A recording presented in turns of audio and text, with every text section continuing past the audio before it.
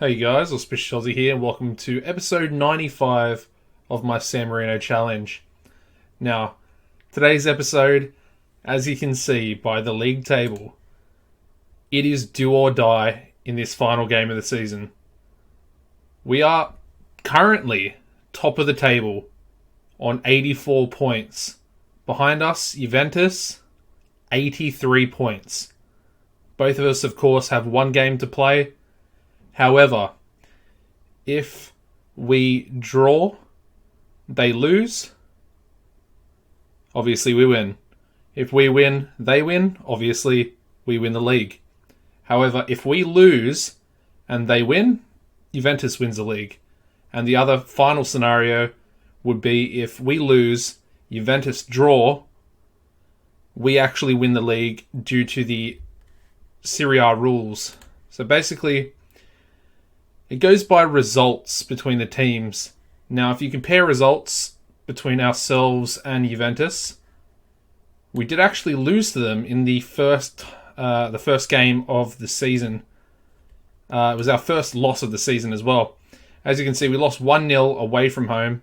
However, in the second game, we actually beat them 4-1. So, technically, I think we have the better result. I'm not 100% sure.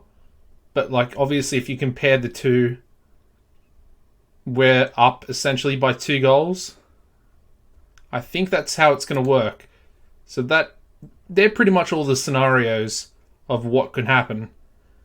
Of course, we must win. There is no other type of result other than a win I want today.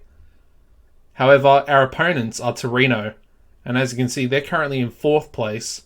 Potentially could get into the Champions League spots with a win against us today. So they have a lot to play for as well. I'm pretty nervous actually.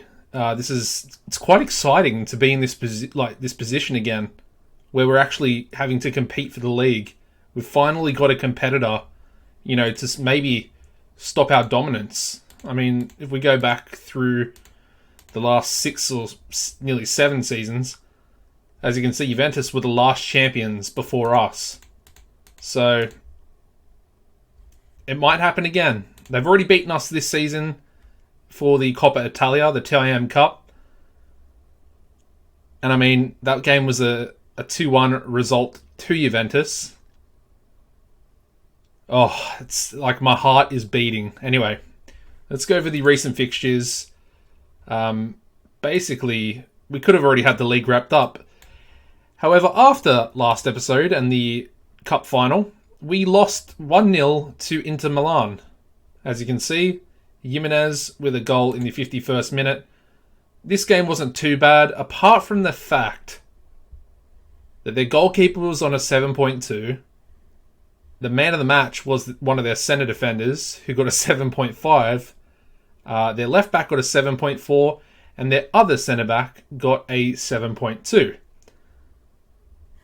Ridiculous. Absolutely ridiculous. Anyway, the next result, this result here against Catanzaro, is so infuriating. I'll be honest, I rage quit after this result. I had to go away, closed Football Manager. I went and had a drink, not an alcoholic drink, but I went and had a drink of water.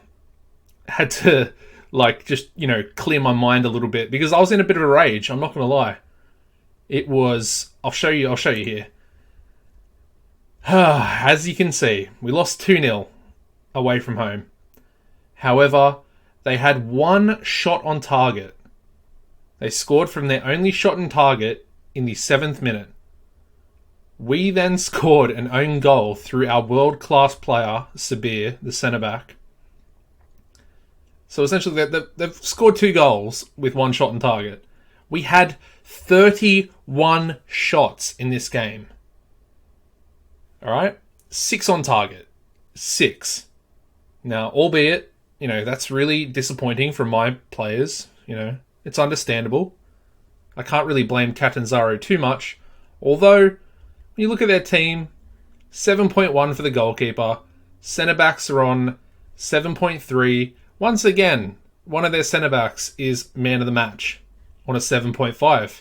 Left back, 7.1. You get my drift. I don't think we deserved to lose this game at all. And they were coming, I think, 17th at the time. I was filled with rage. Absolutely.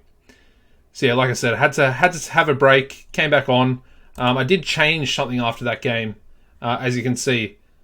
I changed goalkeepers. I put Sogodogo in goals. I think Invarson picked up a 3-day injury, so he was going to miss this game regardless. However, Sogodogo came in against Pescara at home. We managed to win 1-0, just getting the result that we needed. Albani scoring the only goal in stoppage time during the first half. So yeah, Sogodogo,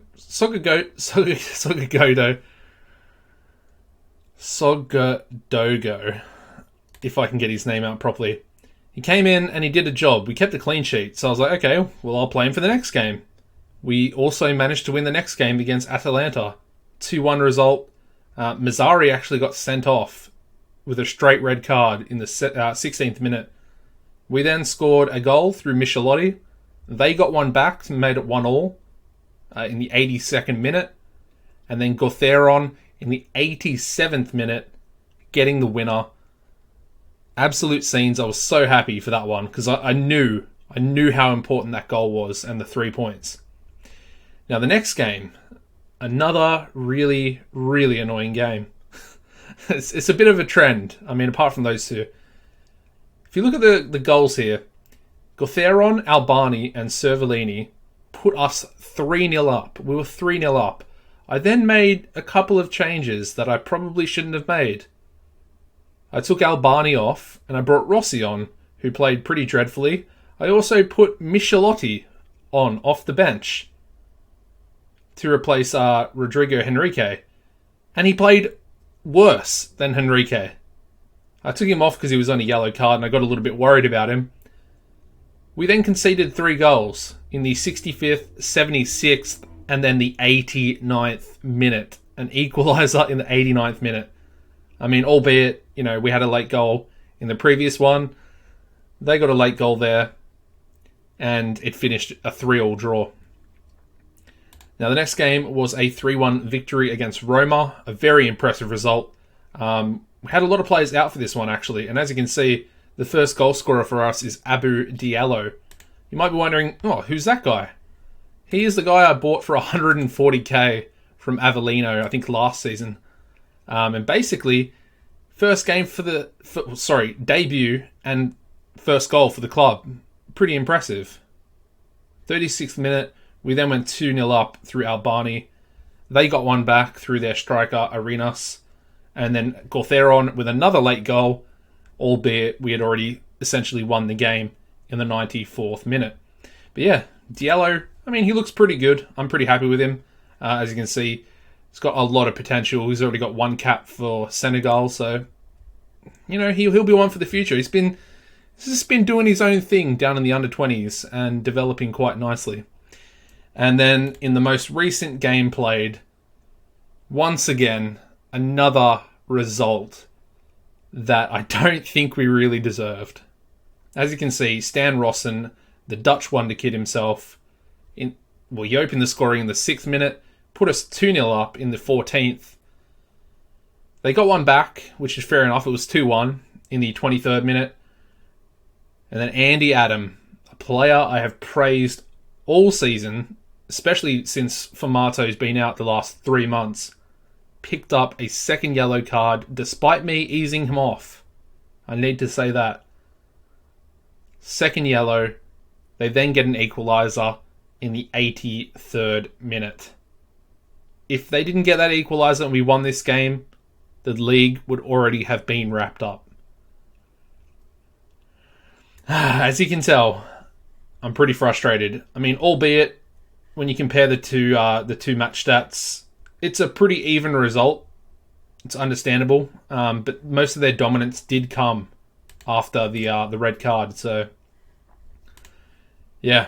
Anyway, let's get into today's lineup. Like I said, I'm really nervous. Really nervous. We're going to bring in Varson back into the starting lineup today. I hope I don't... Oh, see, that's a bit of a risk. Although, Sogodogo actually conceded... Well, he's conceded quite a few goals recently.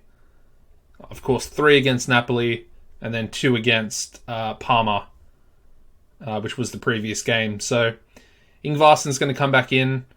It's probably a good thing, because I can't really pronounce Sogodogo. I can't pronounce his name properly. It's just when you look at it to try and read it, it messes with the mind. Anyway, Ingvarsson in goals, Brambati at right back, Cervellini and Sabir as the 2 centre backs, with Michelotti as the left back today. Going to go with Gatheron. Of course, he's popped up with some pretty vital goals recently. Sitting in front of him, we're going to go with Mioli and Diallo. It's going to start today. Putting a lot of faith in the young 18-year-old. I think he was born in Senegal, so we'll call him Senegalese international player. I'm going to go with Rolls on the left wing and Rosson on the right wing. And then we're going to go with Albani up front. Yeah. We've got a big bench today as well. Formato, sorry. Just came back from his injury, albeit he's not really fit to actually play. But we'll put him on.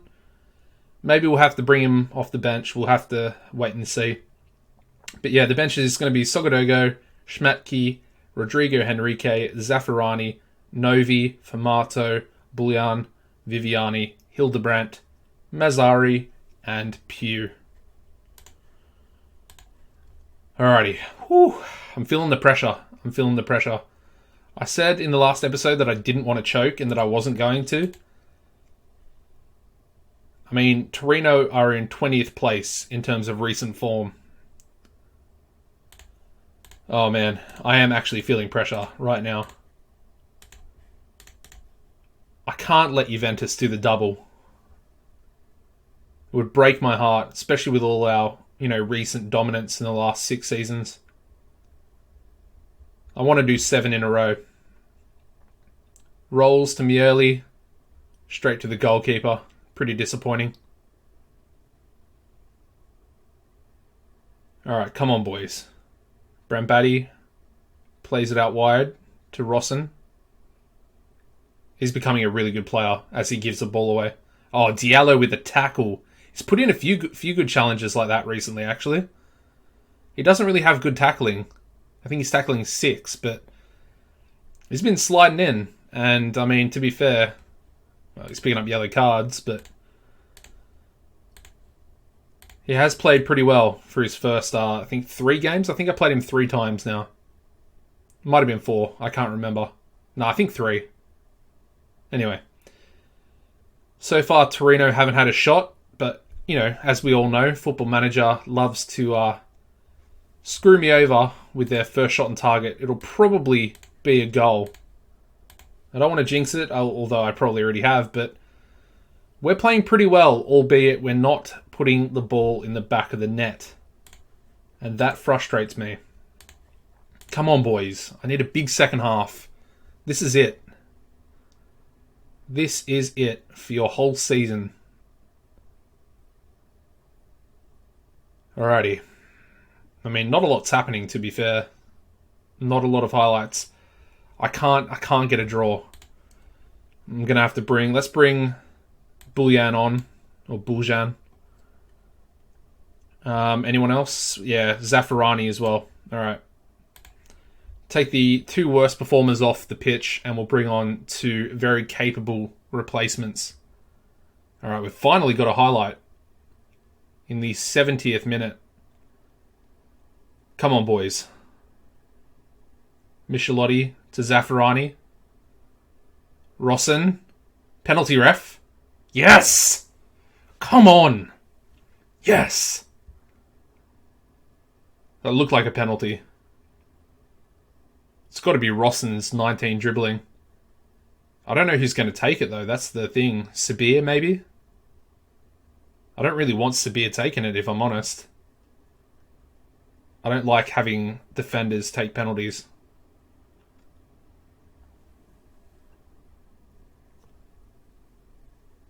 Who's it going to be? Yeah, Gutheron. Okay.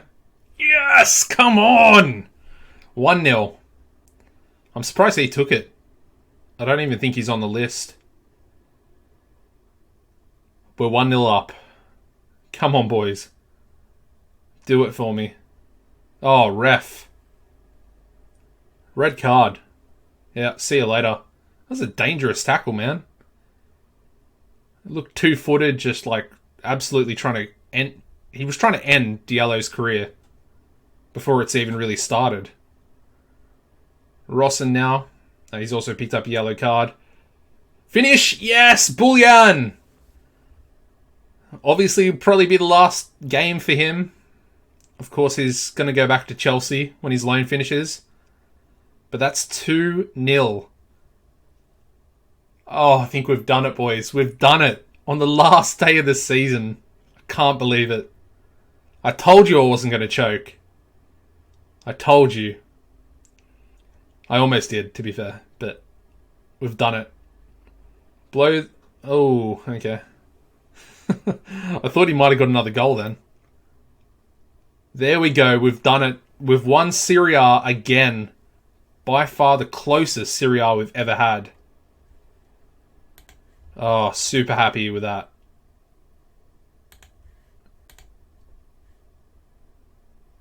I'm just going to do a bit of a... We'll do a bit of a squad review as well. And there we go. Do the double. Of course, we also won the Super Coppa. But, you know, that's a bit of a friendly competition. But yeah, there we go. What's that? 7? 6. Although we have won it 7 times. 1, 2, 3, 4, 5, 6. And 7 for the next year. Well, for this current year. So yeah, 7. Awesome. Keep getting these messages from scouts and stuff like that. And then Cervellini wants a new contract, but I'm not going to give it to him. Not yet. He's actually been a bit of a poor performer recently. Alrighty. Anything else? No? Alright, let's go over a bit of a squad review. Oh wow, Juventus haven't actually played yet. But again, it doesn't matter. They literally can't catch us, so that is fine. In terms of average ratings, as you'd expect, Formato, above and beyond. I mean, look at that. He played 28 games and he scored 24 goals. Like I said, if he didn't get injured, I think he could have been a contender to win the Ballon d'Or, like the Player of the Year. 7.86 rating. He also got 8 assists there as well. He was out for 3 months. He's only just come back. That's really disappointing because, like I said, he was on course to do something special. And yeah, just behind him, we have Diallo, who just came up, like I mentioned, from the under-20s. That was only his 3rd game, so I was wrong about that. Got the 1 goal on his debut, of course, and a 7.43 average rating from those games. That's pretty impressive from an 18-year-old. And especially playing that last game as well. You know, essentially clinching the title. That's a lot of pressure. Behind him we have Andy Adam, of course, came in for Formato when he got injured. Played a little bit as well, you know, throughout the season when Formato was fit. Started 21 games with 6 sub-appearances there for 10 goals and 7 assists. It's a decent little return from him. And a 7.41 average rating. He also got the same average rating as Rolls, who is just behind him. He started 32 games with 7 goals and 13 assists, so nice little assist tally there from Rolls. A lot of interest with him, actually. A lot of Premier League clubs are sniffing around. I wouldn't be against selling him if I can get about 50 million for him, because he's, 20... I think did he just turn 29? No, he's about to turn 29. He'll turn 29 during preseason. So yeah, like I said, I'll take... I mean, as you can see the clubs. Chelsea, West Brom, Man United, Everton, Liverpool, and Monaco. I'll take 50 mil. I'll do it. I mean, we've essentially got his replacement in Rossen already. We've got Ferretti. We've also got another guy. I've forgotten his name. but he's out on loan currently as well. He looks pretty good. He might be better than Ferretti, actually. But yeah, behind him we've got Brambati, who started 38 games with 13 goals and 9 assists for a right back. That's very impressive. A 7.39 average rating for him. And behind him is a bit unexpected, to be honest, Schmadtke, the bit of a failure centre-back. His stats are pretty dreadful, if I'm honest. But he played really well this season when he was called upon. He was essentially our only backup centre-back. And as you can see, started 14 games, 4 sub-appearances as well, and a 7.38 average rating. It's not too bad. Behind him we have the lone striker we brought in on deadline day in January. Bujan, I'm not too sure how you pronounce his name. It's Croatian. 13 starts for him, 4 sub-appearances, 7 goals, 4 assists. It's a pretty decent return. He started off on fire as well. It was kind of, Albani wasn't finding the back of the net, so I brought him in, only paying 30k per week wages for a top elite striker as well. It's a pretty decent deal, to be honest. And a 7.31 average rating for him. Behind him we have Cervellini, who got a 7.30 average rating in 44 starts with 4 goals. We then have Zaffarani, who got a 7.29 in 17 starts and 10 sub-appearances with 5 goals and 2 assists. Behind him we have Sabir, of course, one of our best players. Got a 7.29 in 43 starts with 5 goals. We then have Miele, who had a pretty good season, I would say. 30 starts, 3 sub-appearances, 8 goals, 8 assists, and then a 7.28, which is actually the same rating that Stan Rossen got, the Dutch wonder kid.